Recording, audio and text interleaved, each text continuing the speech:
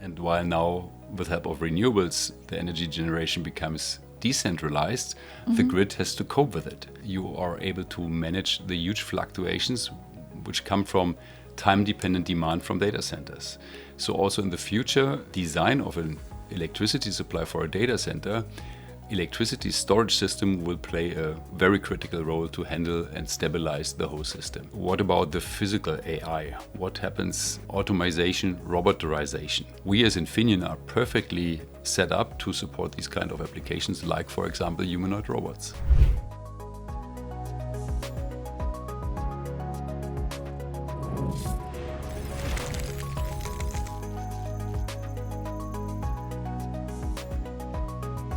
This is the podcast for engineers, and this is our third series on We Power AI.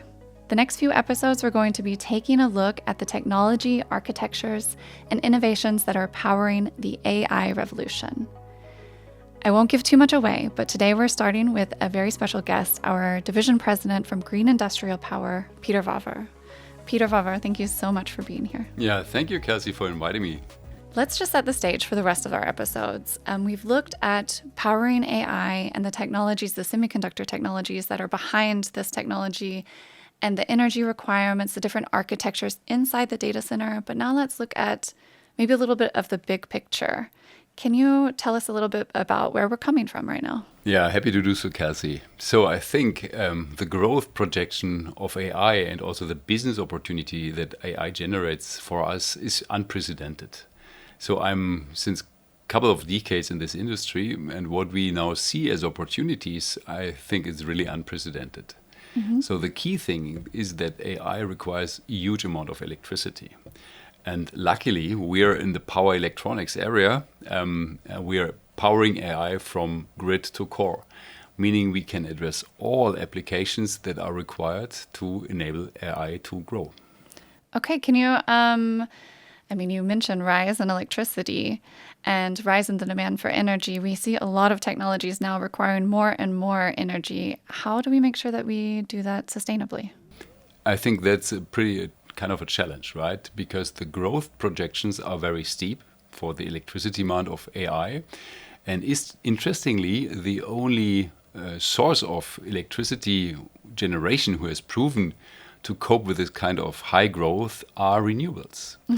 The thing is that renewables are able to deliver the additional electricity that is required by AI. But you know that we also have a challenge because predictability and predictable energy generation, electricity generations by renewables is also a challenge. So we have to find technical solutions to address this kind of growth and, of course, also the reliability. Make sure that electricity is being available in a reliable manner. Okay, how do we compensate for that? How do we compensate for the fluctuations that renewables bring with them? Yeah, maybe first of all, renewables alone will not do the job. As always, we have to find the right mix, while part of the mix will be renewables, of course. And now looking into what is being required, the investments are so huge that we talk about gigawatts and up to tens of gigawatts who will be needed looking forward. For a single data center? For a single data center, we will think about kind of energy and electricity power supply of up to 1 gigawatt is doable or is imaginable for a data center. And then if there are many, since there are many data centers built, right, it will add up. So 10 gigawatt and more are definitely in the scope.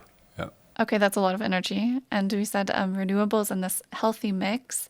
Do we also need to look at the grid to kind of compensate? Exactly.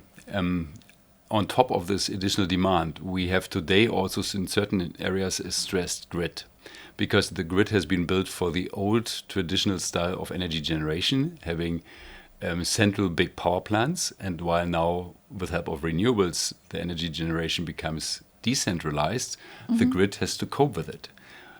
Giving you two examples, right? We know that in Germany, where the electricity generation has exceeded 50% of total electricity being generated for Germany, the grid is already very much stressed.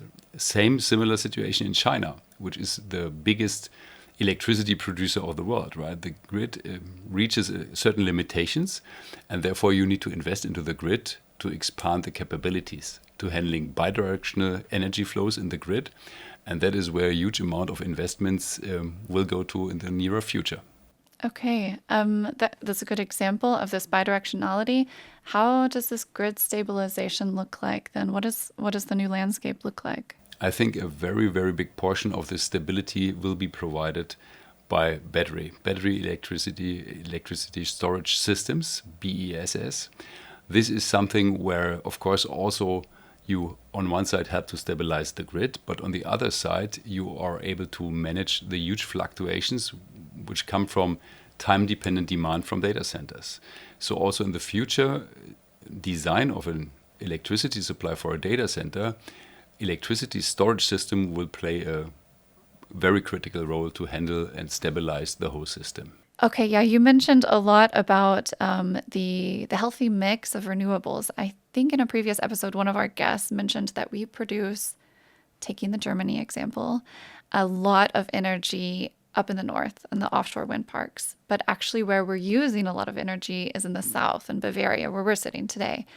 Do we have to rethink how we're transmitting our energy to make sure that we meet the demand for AI data centers? Absolutely. This kind of challenge exists not only in Germany, but also likewise in China, right? There it goes from west to east. And the solution is to invest into high-efficient HVDC transmission lines. So a lot of semiconductors, again, are being used for that one. You have to transform the electricity to a higher voltage, and then you're capable to minimize the losses while transmitting a huge amount of energy and power. Okay, I can actually just visualize all of the energy going across the world back and forth. But now that we've kind of visualized the big picture, what does that look like in the data center ecosystem? Yeah, actually, what is true for the big picture is likewise very similar for the data center. A typical data center uses a huge amount of electricity, and that in a very volatile manner. Depending on the algorithms that work in the data center, there is a very high time dependence. And not a single source of energy can deliver these kind of very time-dependent energy peaks that are required, but battery storage. Battery storage is the solution. So I do expect a huge amount of DC-DC converters will be needed to then cope with these kind of energy variations, energy fluctuations. And that is true for the big data center overall, and it goes all to the single rack. Okay, so we're actually moving into the data center building now. Exactly. Yeah. Okay. It sounds to me like we're thinking about building little microgrids, I guess, around a data center. So instead of the big connected grid to everything, each data center is building their own kind of independent grid. Is that true? I think the design of these data centers exactly will evolve into that direction. While today typical energy is being supplied AC and then converted AC to DC to then power the single rack, tomorrow we will see an evolution while first of all the power demand increases. The so-called switch modes power supplies, which are required to supply these racks, will first of all increase with respect to voltage. But at a certain point in time, that will not be enough. So you need to then convert the whole data center architecture to a DC grid. So in the future, until end of this decade, we do believe that AC current flowing from the medium voltage grid with a voltage around 34 kilovolts will be converted directly into DC. And to have this done in a very efficient way, right, we can think about transformers, also solid-state transformers, which are capable to convert this AC to 800 volt DC. That is a standard which is currently being defined. And then you have an 800 volt DC grid where you can directly connect all these GPUs. Basically, you need still to convert DC to DC voltage from 800 volt down to the voltage level which is ultimately required by the single processor. And that we do expect to evolve in the next 5 years or so. Okay, yeah, you mentioned solid-state transformer, which I just had a conversation about. We did an episode about solid-state transformers. Are there any other technologies within this little ecosystem that are further developing, popping up? I think the solid-state transformer is an important piece of the puzzle, but you need then protection features, because 800-volt DC is a different beast to today's distribution structure, and there you need protection features. Solid-state circuit breakers, together with solid-state transformers, we do see to evolve, and luckily we provide the right semiconductor power solutions to also provide these kind of security and safety features. Okay. Yeah, so it looks like there's a lot of things happening in this area. So from the evolution of our entire grid to actually the evolution of the energy flow within the data center, this development has happened over a very short period of time. But what do we expect in the next few years? Then let's talk about years, because decades I feel like is too big of a time frame for this discussion, right? What do you see coming next? Yeah, that is very exciting and remains to be seen, honestly, right? But if I would like to predict a bit what will happen then. So I think still one of the big questions, I think still open questions, is why everybody does understand the productivity increase with help of AI. What justifies these huge investments? And I think there's also a topic where we start now to discuss also with customers. What about the physical AI? What happens? Automation, roboterization. What is physical AI? Can you just explain that a little bit? Actually, how will we then benefit from AI also back to the physical level? How do we interfere with our daily doing, manufacturing, operations, and also maybe other areas where we can think of, right? Elderly care, for example, in an aging society.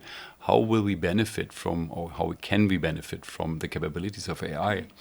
And if you think about autonomous systems, robots, for example, being able to take over human tasks, humanoid robots, which are now evolving, these are tremendous use cases for AI looking forward. And there are already quite some companies out there which are exactly targeting for these kind of use cases. And I think we as Infineon are perfectly set up to support these kind of applications, like, for example, humanoid robots. Yeah, because power semiconductors are very close to our heart, but humanoid robots, I imagine, need a whole breadth of semiconductor solutions, sensors, and everything. Okay, and what's the thing you're most excited about going forward? I think it's a mix, kind of course, seeing these business opportunities, which are huge, and you mentioned, right? It's not only about power, it's about everything which you can imagine as a semiconductor manufacturer. And of course, the other thing that it's in now really a time of big changes, right? And understanding those kind of trends, and of course, shaping them in a sustainable and also useful way from mankind, I think it's personally very rewarding. Thank you so much. Thank you, Peter, for being here. And thank you so much to our listeners for tuning in to our third series of We Power AI. Stay tuned for many more episodes where we dive deeper into the servers, into the ecosystem that is really powering the future of our AI revolution. Thank you, Peter. Thank you, Kelsey.